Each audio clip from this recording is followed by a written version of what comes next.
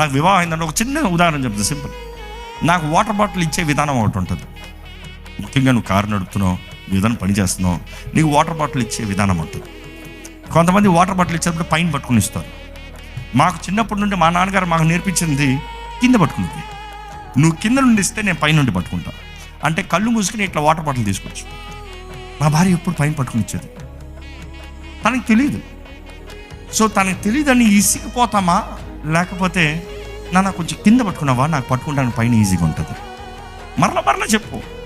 ఎందుకంటే అలవాట్లు ఉన్నాయి కదా, సంవత్సరాల అలవాట్లు ఉన్నాయి. ఓర్పుతో చెప్పు, కసరద్దు. మనం అంటాం ఎన్నిసార్లు చెప్పాలి, ఎన్నిసార్లు చెప్పు. ఎందుకంటే జీవితంలో కలిసి వెళ్ళాలిగా.